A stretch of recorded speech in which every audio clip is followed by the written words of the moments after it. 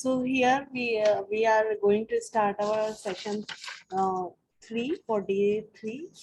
So chairperson is with us, that is Dr. Shweta Rajawat madam from MANIT Bhopal. Welcome ma'am. Hello. Am I audible? Thank you. Thank you for being for making me available over here for you. Yes, sir. Yes, ma'am. Our pleasure. So I just give you a brief about the chairperson. Dr. Shweta Rajawat ma'am received her UG BSc and PG MSc Physics degree certificates from Mohanlal Sukhadia College, Mohanlal Sukhadia University, Udaipur, Rajasthan. She was conferred doctorate by Department of Physics, MANIT, Bhopal on the topic green synthesis and characterization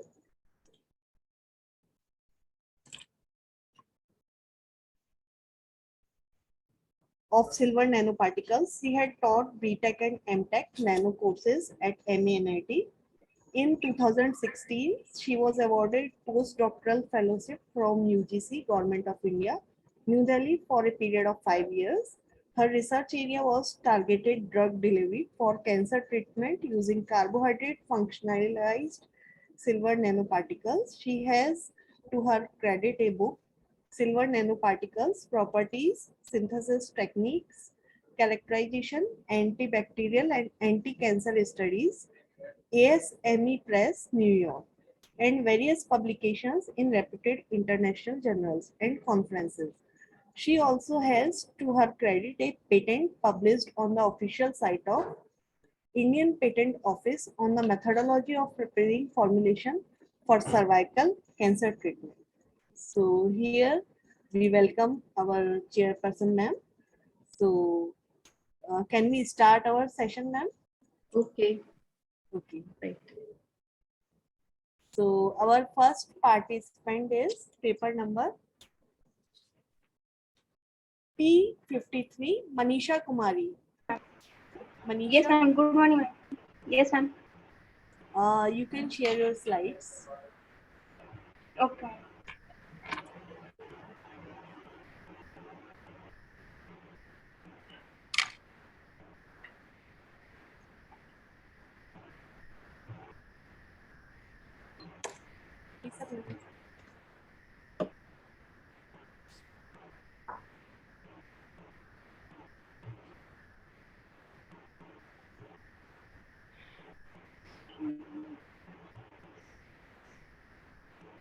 Is my presentation visible, ma'am?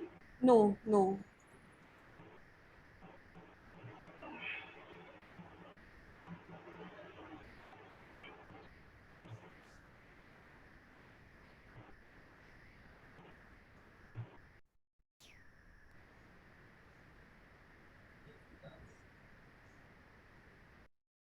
Yes, it's visible. You can start.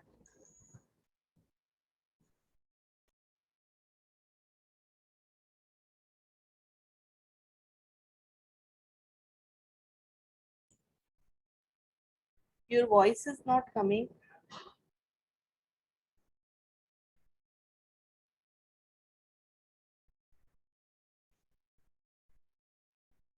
Hello, Manisha.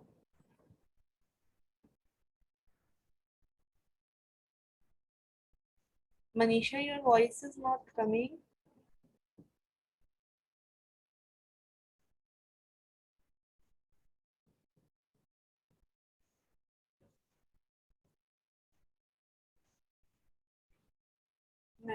Message करो. Manisha, your voice is not coming.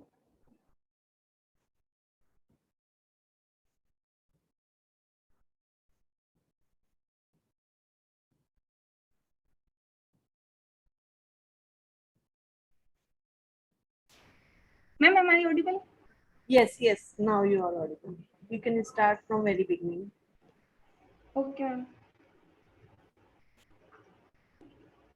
My research paper for this conference is the synthesis and characterization of magnesium ferrite by chemical co-precipitation method under the guidance of Deepsika Rathod and Umesh Kumar Trivedi. First of all, abstract for this paper is magnesium ferrite nanoparticles Nanoparticles were synthesized by using chemical co-precipitation method. All the reactions were carried out at room temperature. Structural and morphological properties were studied by XRD and SAM, scanning electron microscopy. The size of the particles was calculated by serial formula using XRD peaks. The average size of particles was found to be 22.89 nanometer. Magnesium ferrite nanoparticles have cubic spinel structure and non-uniform strain was calculated by Hall equation that was found in magnesium ferrite.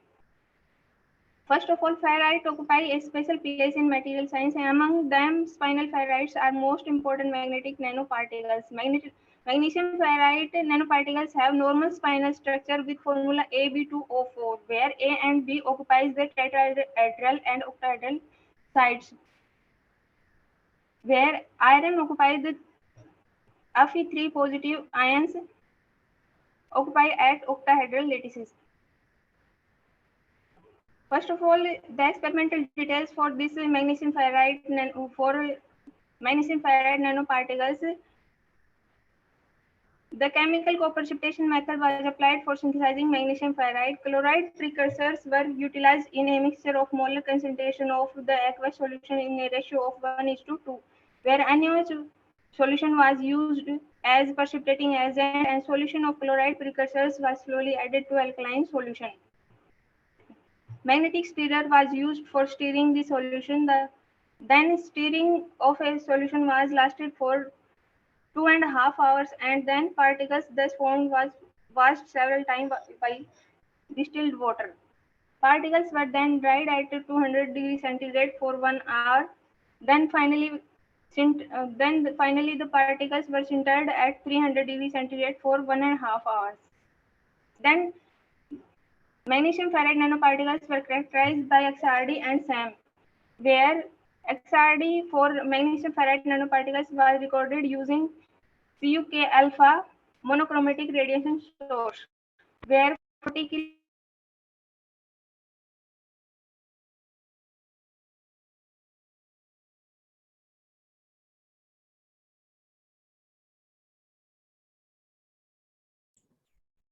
Manisha, your voice has gone.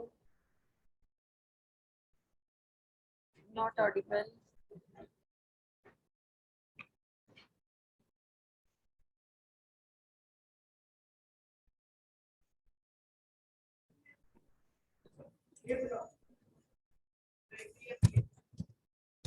kilovolt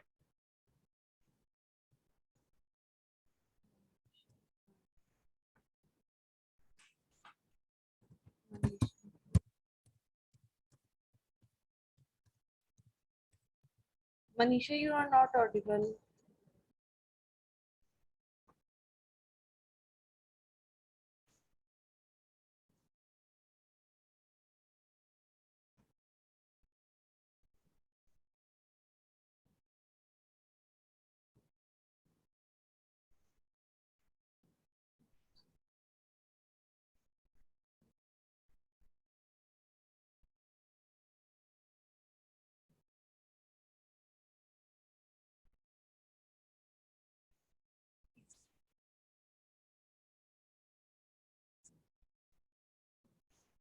So until Manisha is making her hello, Manisha, are you able to present, or shall we move to next participant? Manisha. Okay, so we call upon second participant, that is P87, Rahul Singh. Rahul Shekhawat, P87. Rahul, you can share your slides.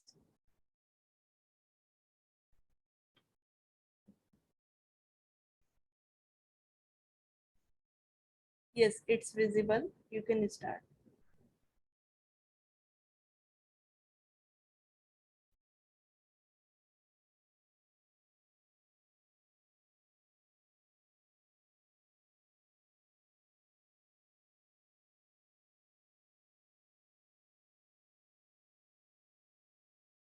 Hello. Hello. Yes, you are audible. Yes. Audible. You can start. I'm Rahul Shekhawat from MIT University. Currently, I'm pursuing MSc Applied Physics, and today I'm going to present my present on the topic is in situ UV visible spectroscopy of WO3 as a photocatalyst. Very low voice. Very low voice.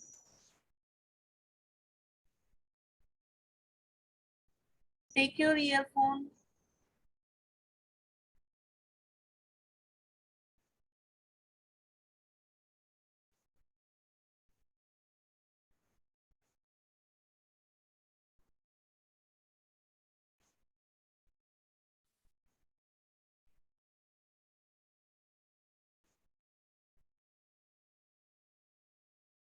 Hello. Yes, yes. Your voice is Now I'm coming audible, correctly ma'am. now. Okay, ma'am. Hello, Rahul. Yes, you Yes, can yes, start. ma'am. Okay, ma'am.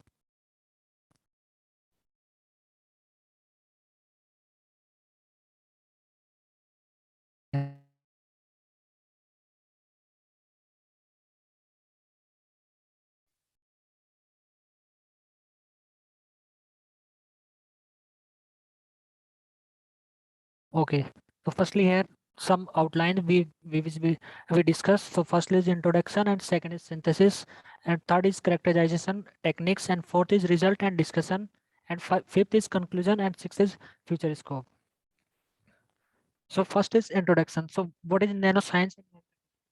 So nanoscience is the study of structures and materials on an ultra small scale, and the unique and interesting properties these materials. Your voice is not properly coming, beta. Now, ma'am. No, now it is coming. Continue.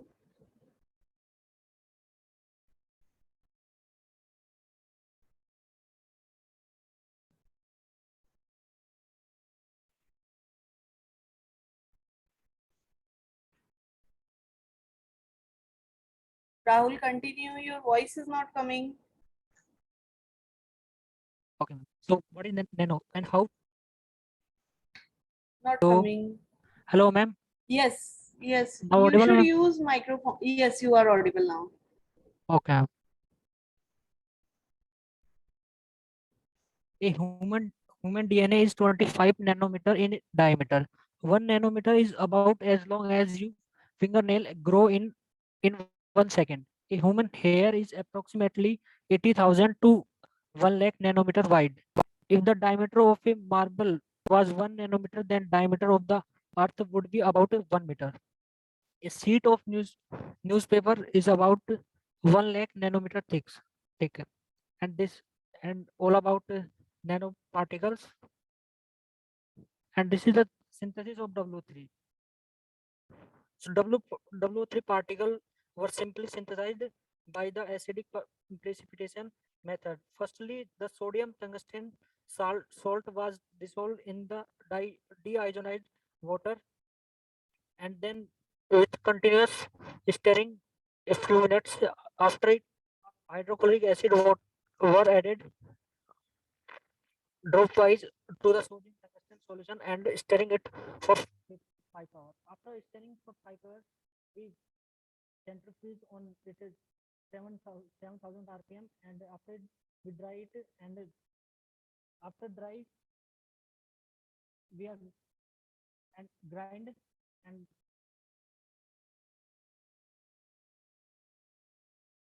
this is W3 nano powder.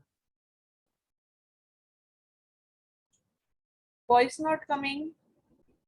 Yeah.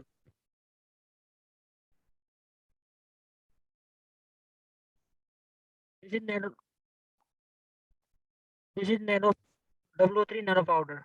Of nanoparticles are available in the form of nanofluid of faceted high surface area oxide particles exhibiting magnetism.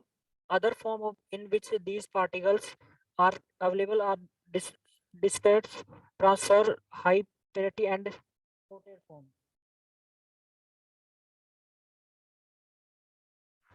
And now characterization techniques. The first is in situ UV visual spectroscopy, and second is photocatalyst activity, and third is anti result. So firstly, we discuss about UV spectroscopy properties. In the first figure, UV spectroscopy of W3 nanoparticle, it is 3 to 8 nanometer wavelength, and the second is the indirect band gap value for W3 is 2.8 electron volt as determined from the top plot.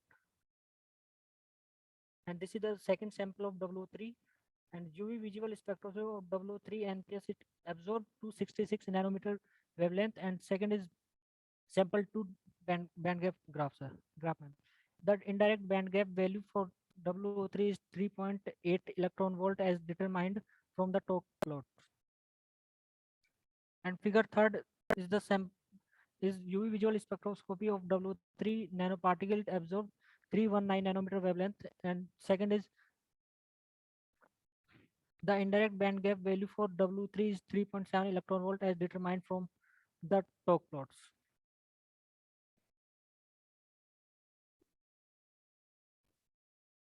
And now the photocatalytic activity. It's a comparative study between WO3 and NI. Nikhil ma'am.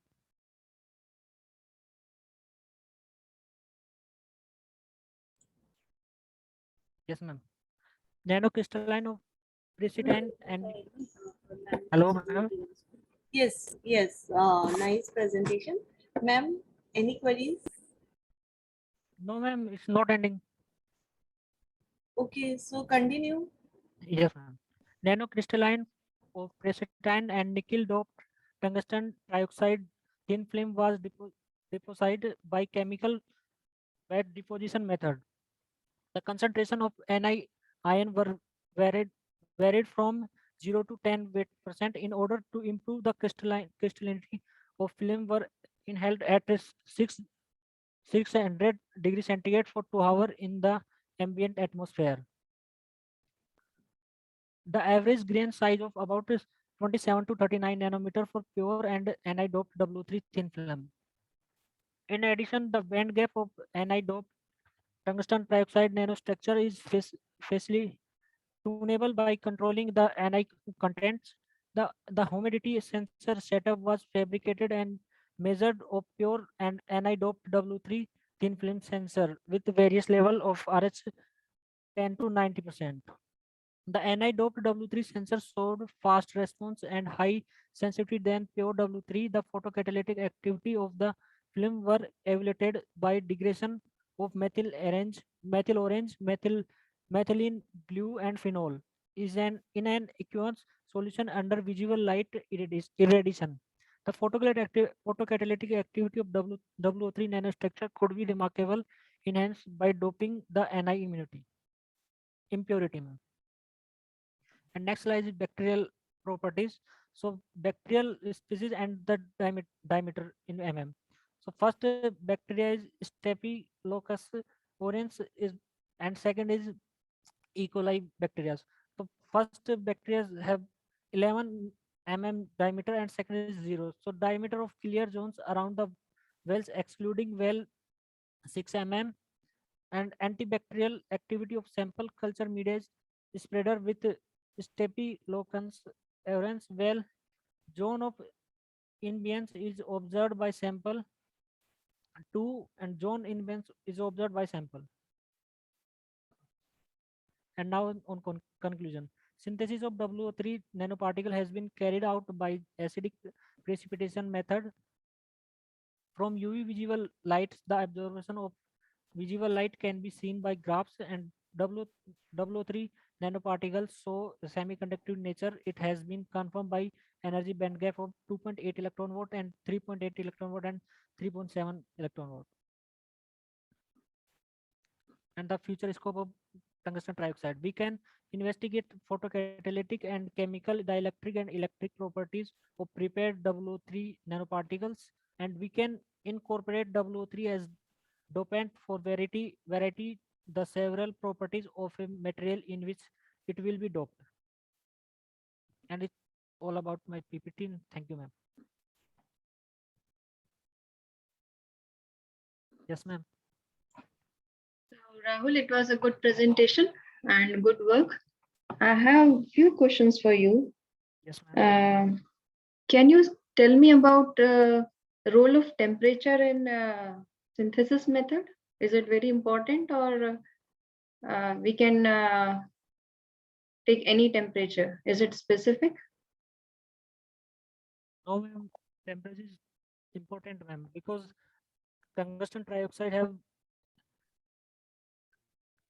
different structure on temperature. Okay, so if it change the temperature, the structure of the material will change. Yes, ma'am. So did you try that, changing the temperature and observing what are the changes in the structure? No, ma'am. Actually, I'm beginner in research Okay, research okay. field. Oh, Acha, can you tell me what do you mean by in situ UV spectroscopy? How do you go for it? ma'am, institute usual, ma'am, like sample.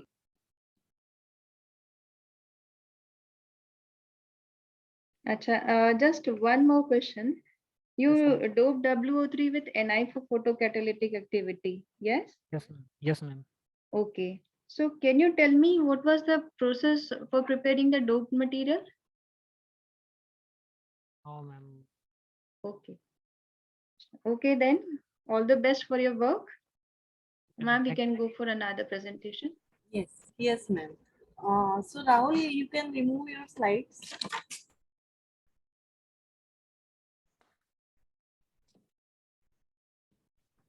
Okay. Ma'am, can we again take the presentation of Manisha?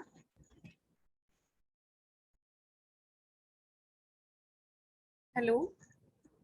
Ma'am, can we take the again presentation of Manisha?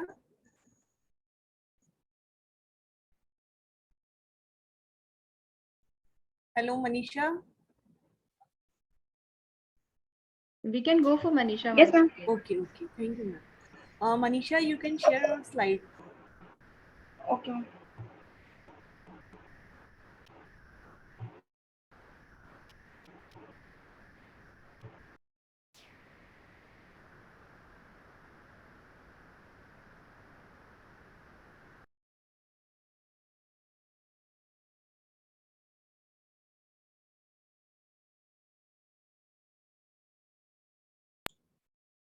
Is this visible, ma'am?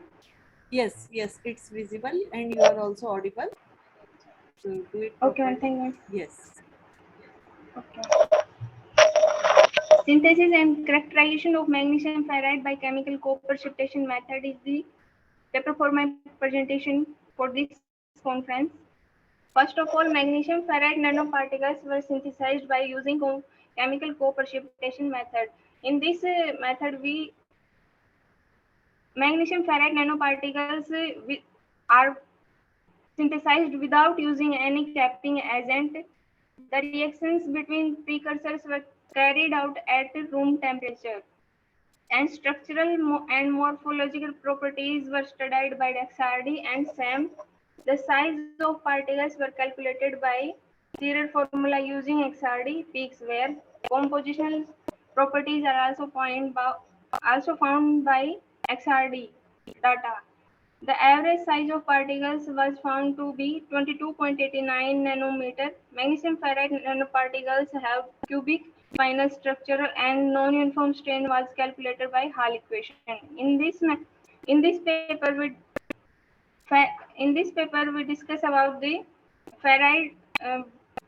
First of all, introduction for this paper is ferrites occupy a special place in material science, and among them, spinel ferrites are most important.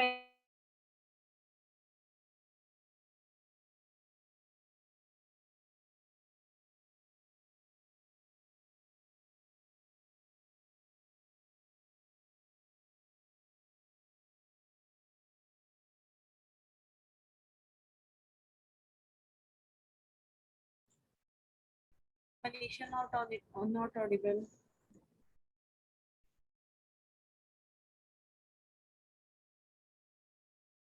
Manisha not audible.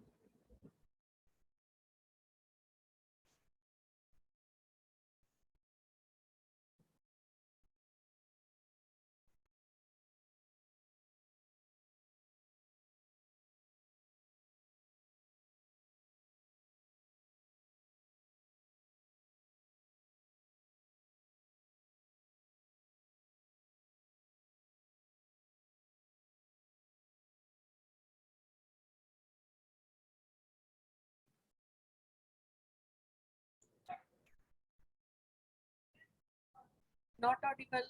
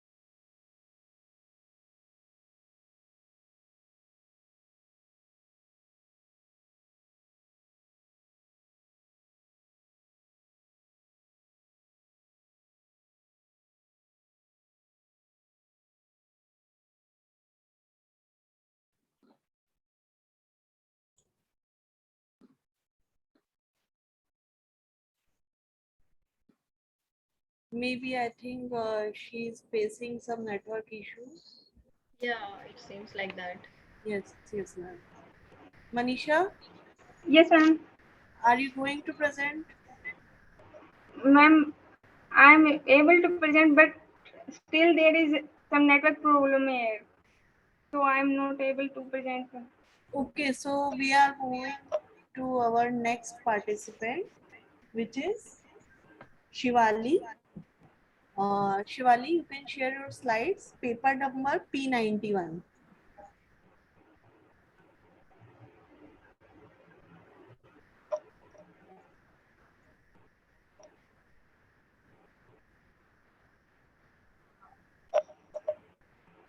Yes, it's visible.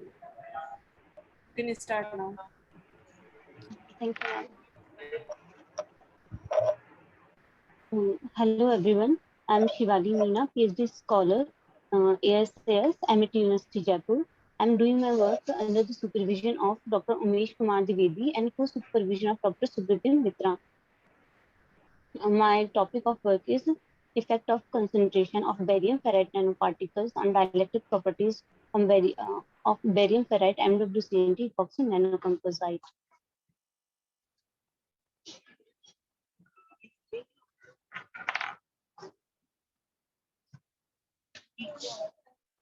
Here is the contents I'm going to present for my work here. Composites. Composite is a material who is composed with two or more phases, physical phase of materials to produce a different form of material, which is composed of constituent particles. Like I have done I have made a composite with ferrites and polymers.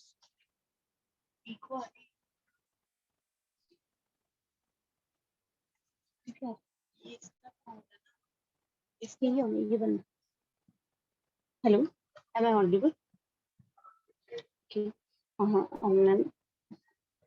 Barium ferrite nanoparticles are magnetic particles with orthorhombic crystal structure. I have synthesized spinal barium ferrite here, and I have introduced MWCNT nano, multi-wall carbon nanotubes in this composite with taking epoxy as a matrix polymer.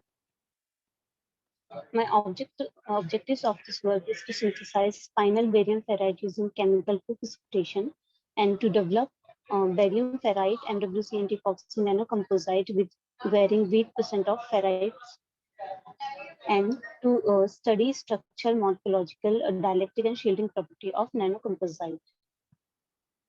Here is the method I have taken to synthesize barium ferrite.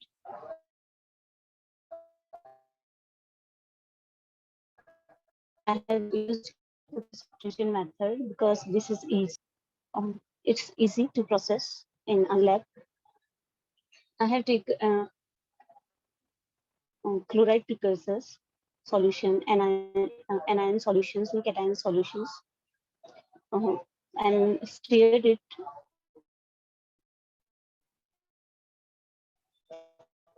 in separate beakers for 20 minutes, solution of both the chloride precursorors, and I added that chloride precursor complex solution in NaOH solution, and then by using a dropper, drop by drop. After the last drop, I have let it stirred for 1 hour to get precipitation, and then the precipitation was centrifuged and washed several times with distilled water, and then I have collected the precipitate separately and dried at ambient temperature, and then grinded it to make it size to reduce its size, and then sintered at 200 degrees centigrade to get crystalline nanoparticles. This is the method I have used to synthesize my barium ferrite. Then to make a composite, I have taken epoxy polymer matrix, and then ferrite and MWCNT was introduced, was added to epoxy and mixed mechanically and molded. Then the final specimen was prepared. Here is the XRD X diffraction pattern for the for the spinal barium ferrite, which was confirmed by GCPDS file number 46013. This is confirmed that the barium ferrite I have synthesized is crystalline and has structure of orthorhombic, like by checking with JCPDF file, and to calculate the particle size from this pattern, I have used the Scherrer formula, that is 0.98 lambda upon beta cos theta, and the particle size I have found is around 9.4 nanometer. Then I have characterized for optical properties, where I have seen that the material of that the barium ferrites absorbs UV C range wavelength, that is around 236 nanometers. That's the absorption my material had, and I have calculated the band gap for the spinal barium ferrite, that is around 4.09 electron volts.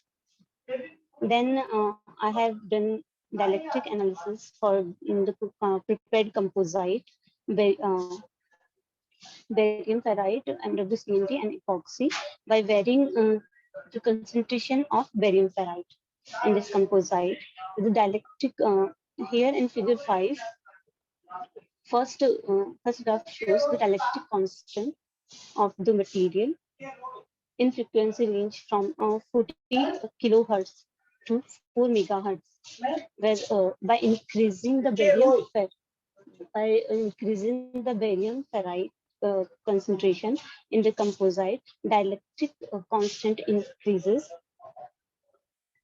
and after a certain amount, that is for ECB 5 sample material, that is for 40%, 40 weak percent barium ferrite, that shows the highest dielectric constant for my series, and dielectric constant shows a decreasing pattern with frequency increase, and dissipation factor in the second graph shows dissipation factor, which shows increment with frequency increase, and the lowest dissipation factor was found for the material ECB5, that is same as I found the highest dielectric for the series in ECB5, highest dielectric constant for ECB5. That material shows in my series the lowest dissipation factor, that is loss. And this is dielectric constant in the initial frequency. This dielectric constant has the highest value and then decreases with the frequency because of polarization. Because at initial frequency, material polarized, and with the frequency increases, polarizations start to lose. When that is a higher at the initial frequency, polarizes maximum, then the polarizes decreases with the field.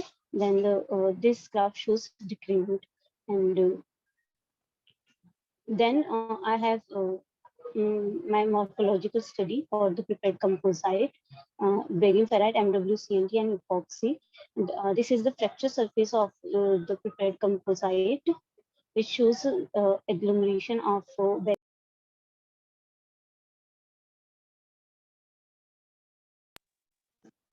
and the next characterizations I have done for my sample is electromagnetic interference shielding.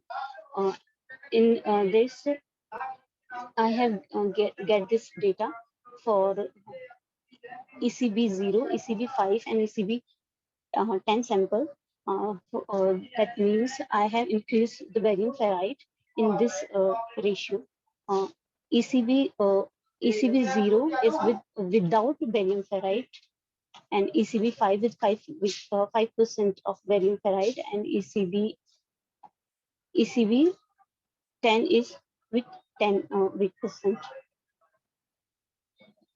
Shielding mechanism shows that my material, when electromagnetic waves incident on the material, some waves reflects, some waves absorbed, and some of its parts was transmitted, and some makes multiple internal reflections within the material. This is the total, but adding all the three components, you can see the total shielding effectiveness. That is the shielding effectiveness by reflection, shielding effectiveness by absorption, and shielding effectiveness by transmission. In this graph, I have already shown the total shielding effectiveness, that the material with highest barium ferrite for this for my series, for the prepared series, highest barium ferrite material shows that shielding total shielding effectiveness increases with frequency and gives the highest value about 9.3 at 11 about 11 gigahertz frequency range. I have done the characterization in X band range. And through the conclusion of the XRD data, we found that the nanoparticles were synthesized successfully by chemical precipitation method. The SAM images confirmed the formation of composite, and through the dielectric analysis, we found that from the prepared composites, ECB5 material, that is with 40 weight% ferrite, shows the highest dielectric constant for the respective series, and composite with ECB10 shows the highest total shielding effectiveness.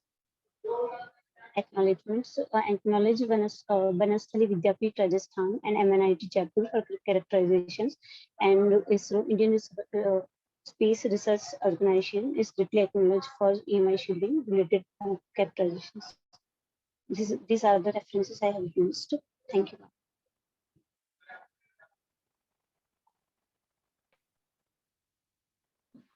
Okay, Shivani, nice Yes, presentation. I have just few questions for you. Yes, ma'am. Can you exactly let me know what is why you're preparing all this? What is the aim of going for this preparation? Like, ma'am, for what? What is the application of your material you have developed? Composite का क्या use है? कहाँ पे use करेंगे आप? Ma'am, actually, I'm going to use it as a shielding material. So this is the first series I have prepared, and I'm going to work for the further series and with the further combinations. So actually, I'm not getting the clear picture कि आपने MWCNT भी dope किया है, barium Yes, ferrite पे drop dope किया epoxy में. So when you yes, talk ma'am. about shielding, you are not talking about MWCNT. You are talking about barium ferrite concentration percent by weight. Okay, So ma'am. what is the role of MWCNT if you're going for shielding properties? Ma'am, because MWCNT is a good conductor, and by conducting material, ref, reflective shielding effectiveness happens. Like MWCNT, ma'am, I can say that reflection is happens because of conductive materials, and that's why I have used MWCNT. And the dielectric materials is happens to dielectric, and it is Acha, it just eliminates the magnetic, and it stops मतलब कि electric signals को रोकता है इसकी, और ये magnetic particles होता है. That's why I have used the magnetic material specifically. I'm And, getting the point for barium ferrite. Yes, ma'am. But when And you're going for shielding, MWCNT, what's the role of MWCNT? If your purpose is ma'am, for shielding? because I want to reflection also, and for the reflection, I have to take material which is conductive, so it can reflect the incident rays. Okay, so you want reflection absorbance as well. Yes, ma'am. Achha. Okay, at times you're saying ECB 5 is 40 weight percent, at times you're saying it is 5 weight percent. What exactly it is? Actually, ma'am, shielding material के लिए मेरा weight percent is was something different from dielectric. But the nomenclature is same. Sorry, ma'am. You're using the same nomenclature ECB 5 for both the cases, shielding and impedance also. Sorry, ma'am. That's a mistake I have made. Okay, apart from that, you just let me know, you are telling that your particle size from XRD, you have obtained particle size. Can you tell me the difference between particle size and crystallite size? Sorry, ma'am. Can you tell me the difference between crystallite size and particle size? Do we get particle size from XRD measurement or crystallite size? Ma'am, we get a crystalline size. What is the difference between particle size and crystallite size? As is this crystalline is the dimension, like lattice parameters. By the lattice parameter, we identify the crystal. And so in the by XRD measurements, you are getting the size of particle through yes, your ma'am. Debye-Sherron method? Yes, ma'am, as per my knowledge, if I'm not mistaken.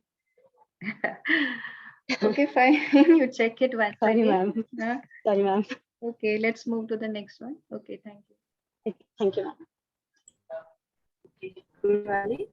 So you can remove your slides.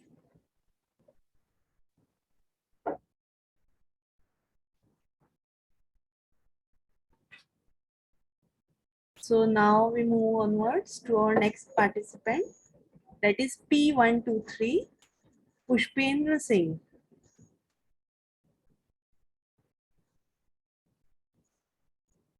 Yes, it's visible. Okay. So good morning, everyone. This is Pushpendra Shekhawat from MIT University, and I'm an MSc student. I'm in my final year. And I worked on a DFT study of AG-doped VO2 particles under guidance of Dr. Sandeep Paul.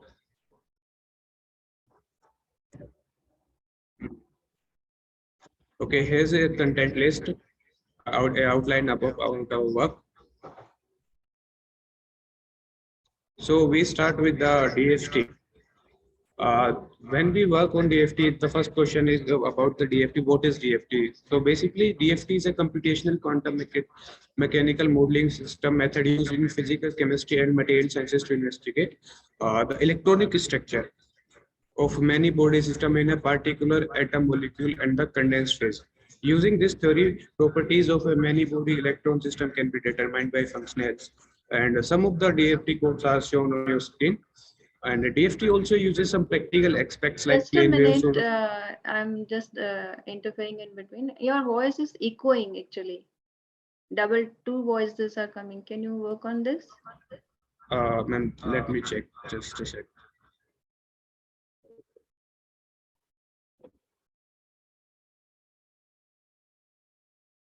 Please log in with one device only. You log in with two devices.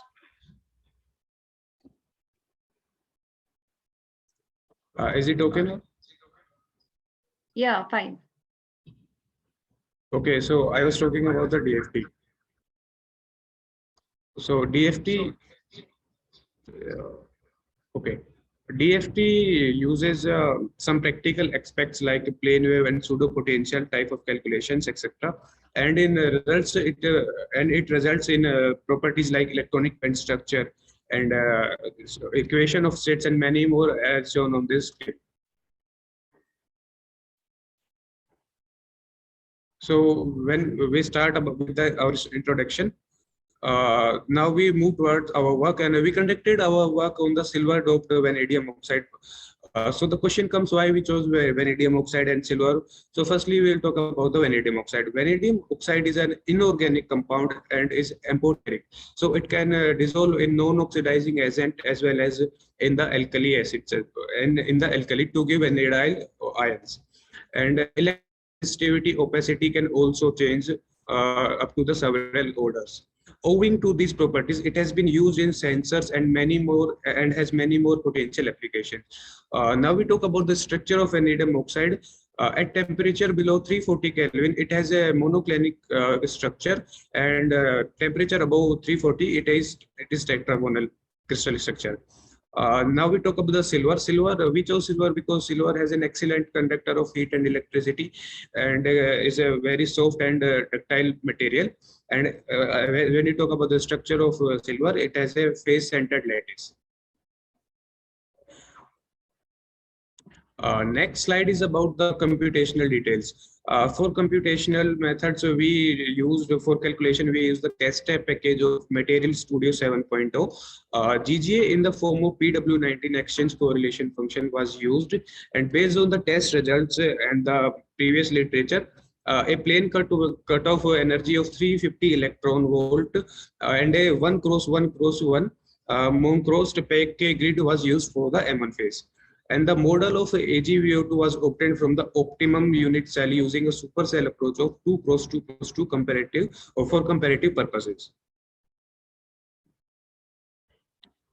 Here you can see the crystal structure of simplest vanadium oxide, and in the right side we have the supercell of vanadium oxide, that is a 2 cross 2 cross 2 silver supercell.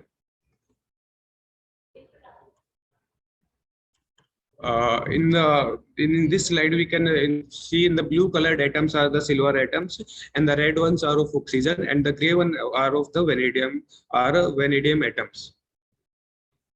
Now we move about towards the properties and the study we found from the tests. When we talk about the density of state, figure 5, 6, and 7 shows the density of state of an vanadium oxide, silver vanadium, and the silver 2 vanadium oxide respectively.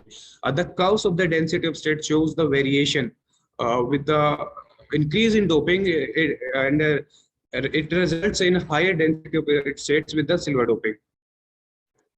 When we move towards the partial density of states, again here we can see that the density is increasing by the graph. We can also notice that the interaction between silver oxygen is higher than that of a vanadium oxygen interaction.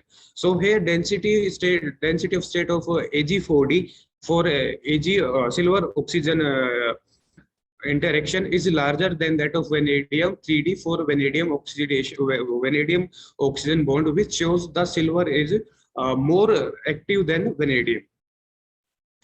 Now we move towards the band structure. In band structure slide, we can see that the vanadium oxides and the silver vanadium oxides band structure is shown on the screen. And we found that by the DFT study, we found that the band gap of a vanadium oxide to be 0.136 electron volt, which is actually smaller than to the theoretical value. And this is because of the DFT. This is caused by the DFT in GGA functional. We can also see that the band gap of silver vanadium oxide is not displayed because of the overlapping of the energy levels. And in a word, we can say that the doping of vanadium oxide has doped vanadium oxide has a better metallicity. In the next slide, we can compare the band structure of silver with a single atom doping of silver with the vanadium oxide, and in the right hand side the two atoms were doped with silver in the vanadium oxide. Now we come towards the conclusion. In conclusion, we can say that the electronic structure and properties were studied by DFT, and we found that the interaction between silver oxygen is stronger than that of its interaction between vanadium and oxide. And it is also found that the band when we increase the doping in the vanadium oxide by the silver, its metallic characteristics also increases. Thank you. Any questions are welcome. Okay, Pushpendra, nice work.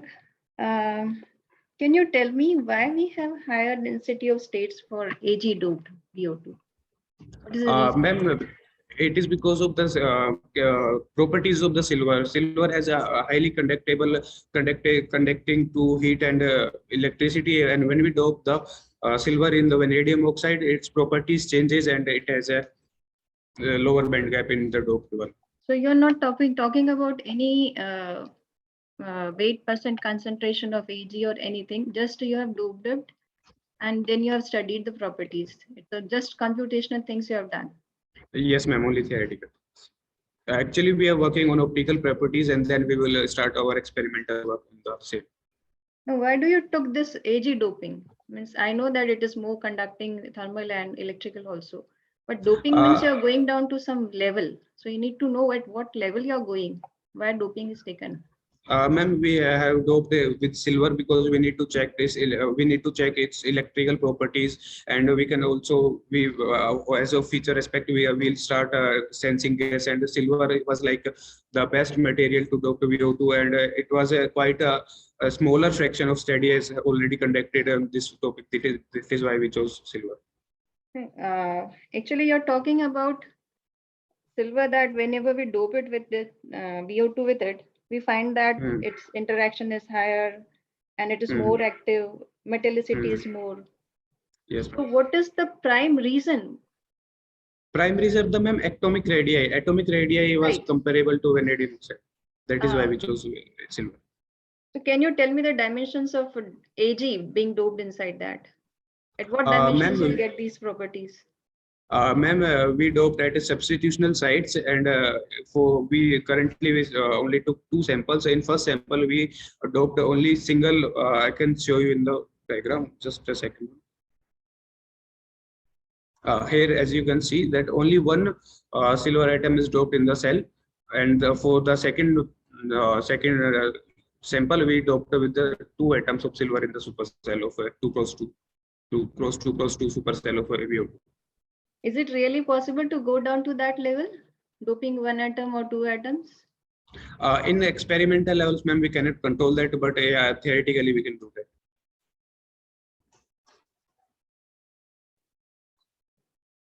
That is very surprising. Actually, you are talking about those things which are not experimentally possible. So ma'am, actually, we took these atoms just as a reference of a percent. Like 1 atom is about 1.5% of the whole supercell. That is why, and we can dope in that way. We can dope into 1.5% with the already present VO2. But you have not started the experimental work right now, no? Yeah, no, ma'am, not yet. Okay, what do you understand by metallicity? Metallicity, ma'am, metallic characteristics. Okay, so Especially you talk about thermal and electrical conductivity in this case, or any other property also. Ma'am, currently we have only studied the electric properties, and we are also working on the optical properties as well. But those results are not out yet. Can No, we that's use in mind. ductility in this study? You talked about soft and ductile nature of AG. So can we Yes, use ma'am. that property over here, and in which way? Yes, ma'am. Ma'am, there are the different types of modules in DFT and Material Studio. Like in the first slide, I have an example. Just a second. Here we can see like the CASTEP, ambient, and DMOL 3, CETA. These are some various codes we can use for the calculation of ductility as well. Okay, all the Yeah. best for future. Thank you. Thank you so much.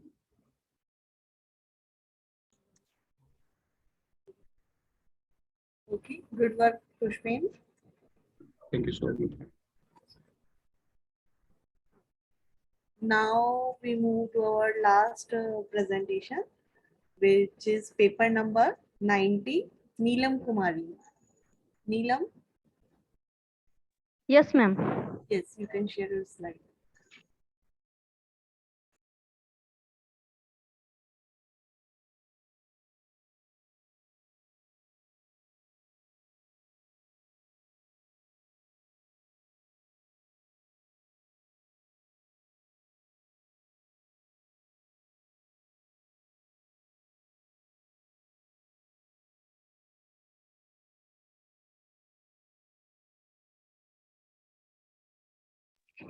So my slide is visible to all?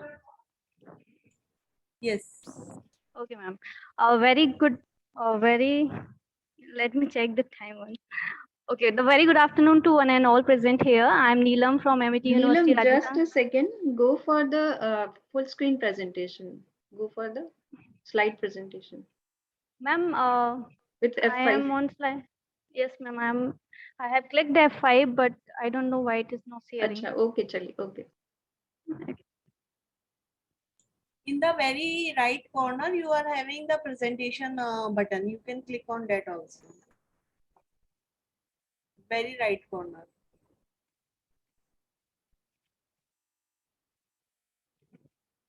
No.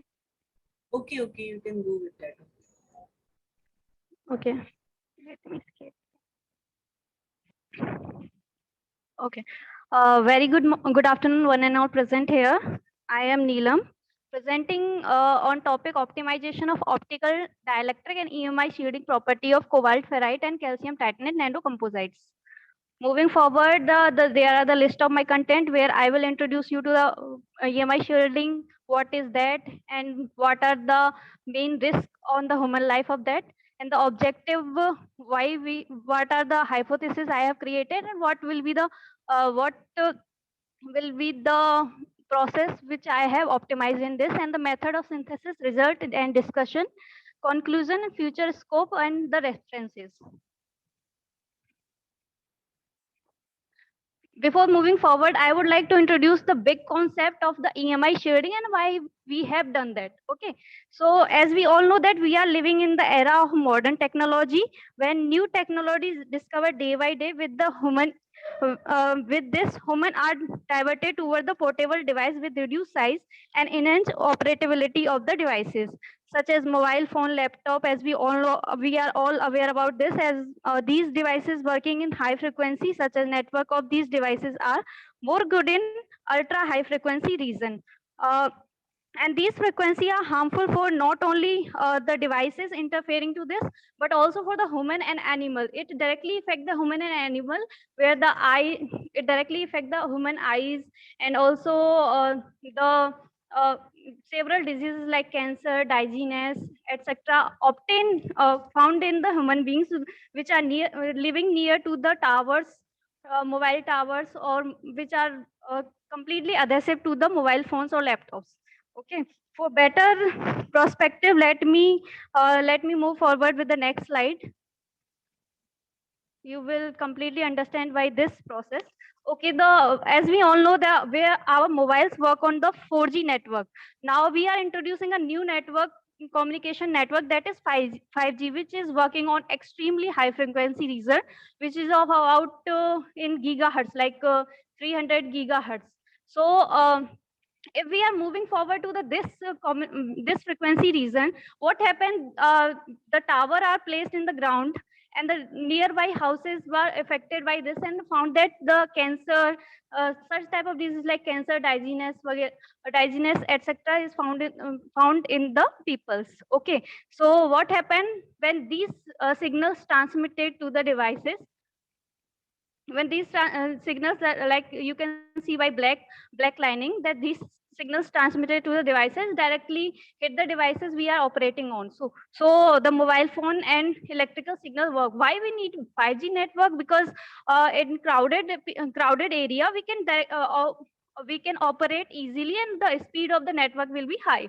Okay, so also the satellite work in the extremely high frequency region. What happened when we did not seal this, when we did not seal the interference of both the two devices? What happened? They will interact to each other, and the damage the operability of the devices. For example, the signal from this uh, satellite will directly affect the operability of the 5G network. Okay, so we want to block whether block this or this.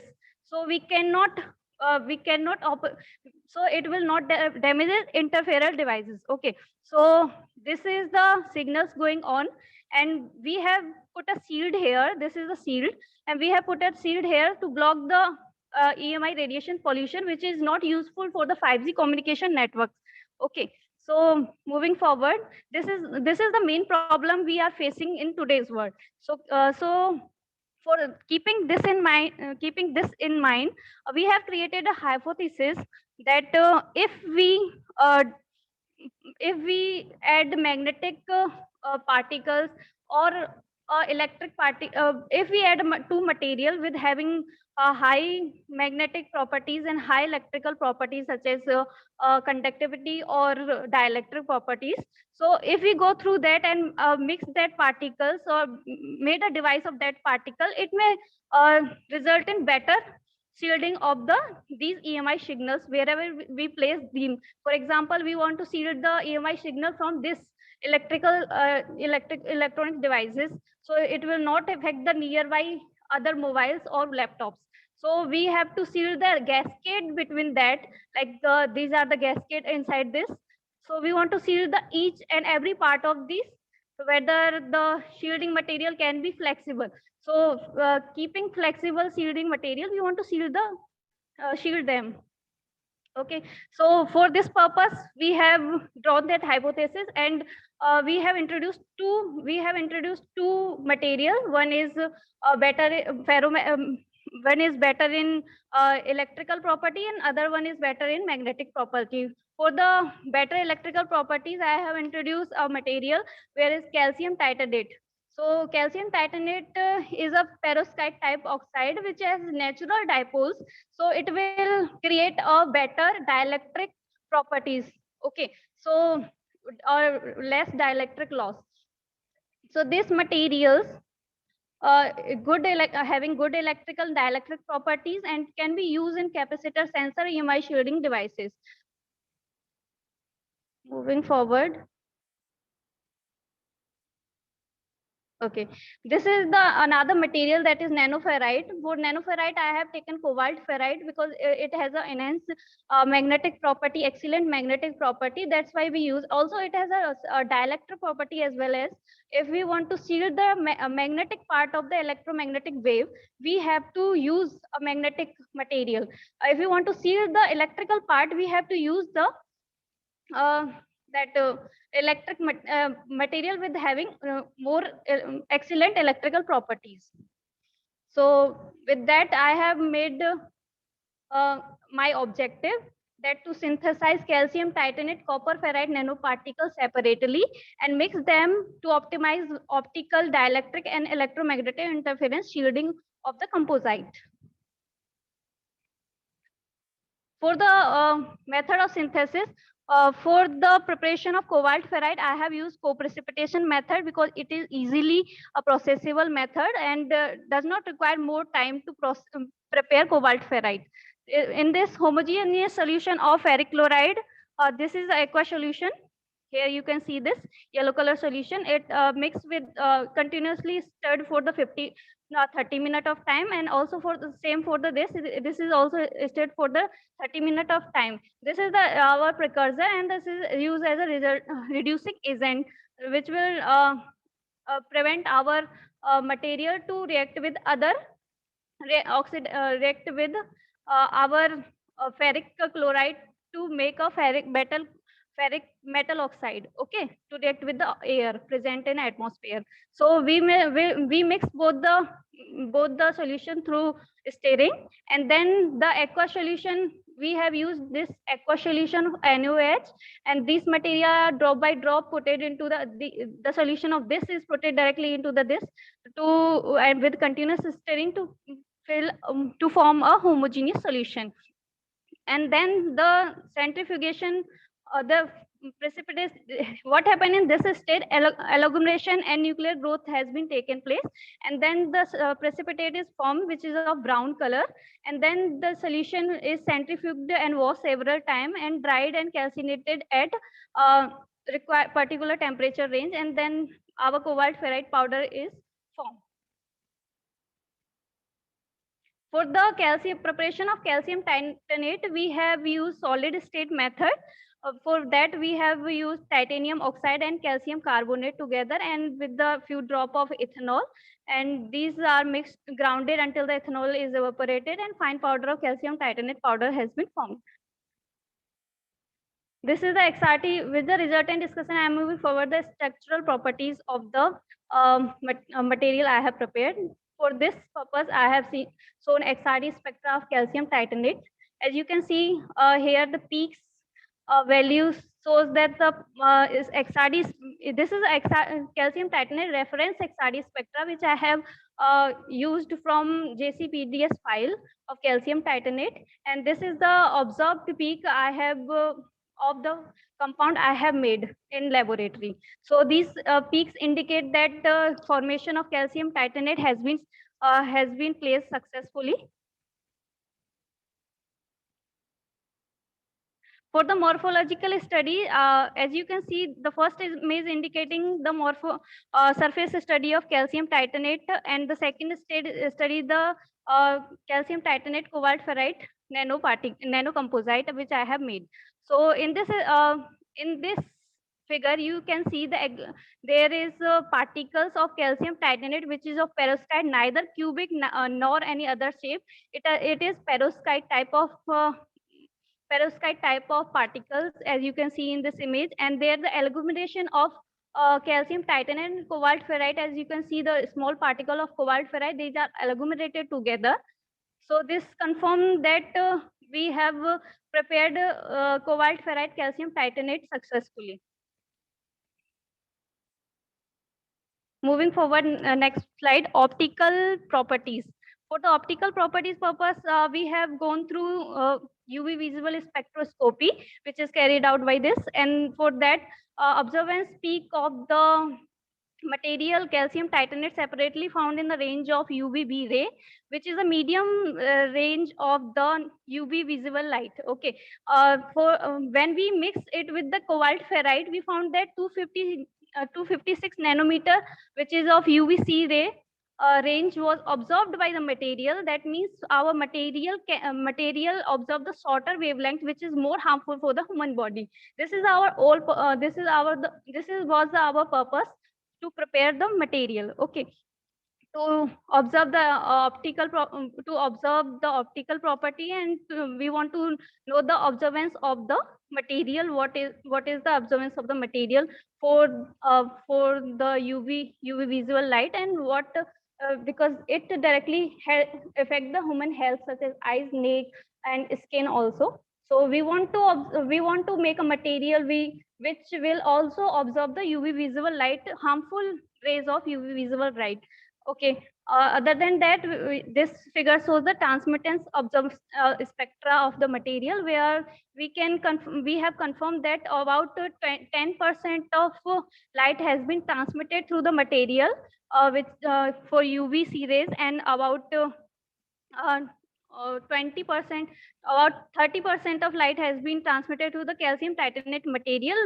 That confirms that our cobalt ferrite and calcium nanocomposite I have formed is more useful for the human health. Energy band gap. For the energy band gap, we found that the energy band gap of the calcium titanate is around 5.70, and for the composite I have prepared around 5.70, and the calcium titanate is 4.95, which has been calculated by the Arrhenius equation. Dielectric properties. I have also gone through the dielectric property because we want to see the observance of the material. What is the observance of the material of the frequency for particular frequency range? So here I have optimized the dielectric property, and such as dielectric constant and loss in the frequency range of 40 Hertz to 8 megahertz. Okay. So where we can see that amalgamation of cobalt ferrite nanocomposite with calcium titanate, incorporation of cobalt ferrite with calcium titanate, so there is a generation of hetero interfaces in between that, which directly affect the space charge polarization, and as you can see, which enhance the dielectric constant of a material as compared to calcium titanate. For the loss, similar process has been seen in loss. As you can see, the curve pattern of the loss, it is same as the dielectric constant is showing. That means our material is not that much lossy. Electromagnetic shielding purpose, this graph is showing the total shielding effectiveness of a material with at the frequency range of 8 gigahertz to 12.8 gigahertz to 13 gigahertz. That means we have worked on X band just to check whether the devices working on Earth are on X band region, such as some of mobile phone and or other devices like machines. So whether we can shield that material, shield that devices by using our material or not. So we found that the calcium titanate cobalt ferrite is also showing that these materials, this particular composite we have prepared is showing shielding effectiveness of 8 decibel. Because it is better to use a single material instead of using single material. We can go for the hetero interface materials such as calcium titanate and cobalt ferrite nanocomposite. With this, I am moving forward to the conclusion that the crop precipitation and solid state method has been employed to prepare nanocomposite successfully. The observation age was found in UVB and C regions. The graph between energy level has been calculated and found the energy band gap of the 4.9 electron volt and 5.70 electron volt. The CTO and CFO exhibit a high relative permittivity of 74 and 103 respectively, and dissipation factor decreases with increase in frequency, as we can as we have seen in graph. Incorporation of cobalt ferrite enhance the EMI shielding of the property, as I have elaborated in the graph. And for the future scope, I will definitely want to check the sensing property of my material with various reducing gases, and also want to change the here I have taken the ratio of 1:1, like cobalt ferrite is of 1:1 ratio, and with calcium titanate. So I want to check whether we will vary the concentration of calcium titanate to the material or cobalt ferrite to the material. What will be the EMI shielding property and what will it affect? So I would greatly like to acknowledge Indian Research Organization Ahmedabad, and I acknowledge MNIT and Vanasthali for XRD and FESM. These are the references I have followed. Thank you for your attention.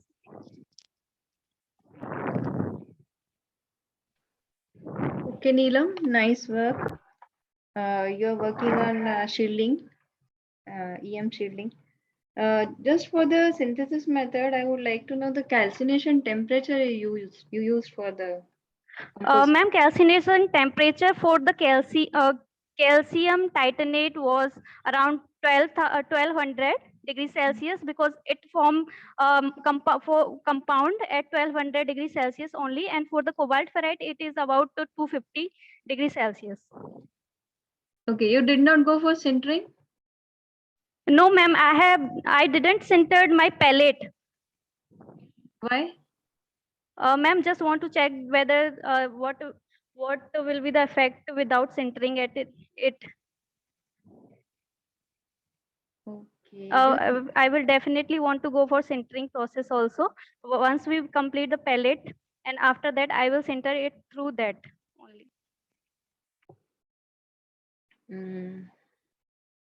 Okay. You talked about agglomeration also, that you had agglomeration while preparing that composite. Why do you need agglomeration over there? Slide 8. We have used magnetic particle here with calcium titanate, which is a ferroelectric material, and cobalt ferrite is a magnetic particle.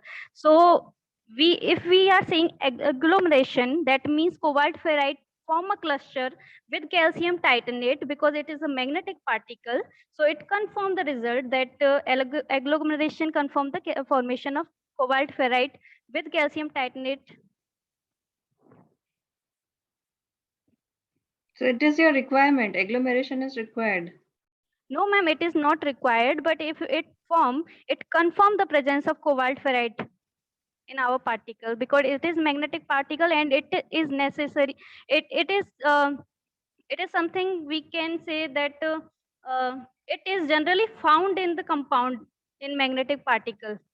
Now, my question is the presence of agglomeration confirms your Yes, ma'am. Yes, ma'am. Cobalt material? ferrite. Yes, ma'am.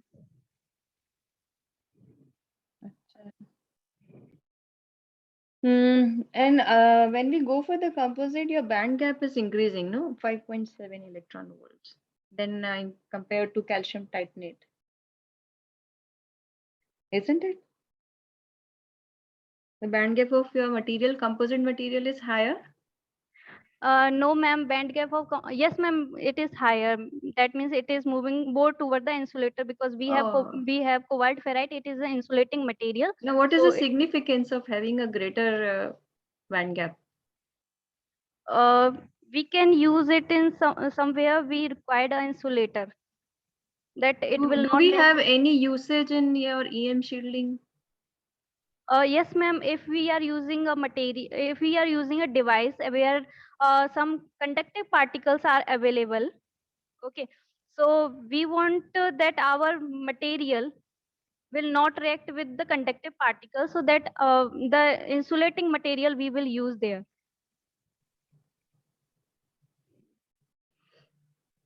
Okay, you check on all these points. Thank you. All the best for the future. Thank you, ma'am.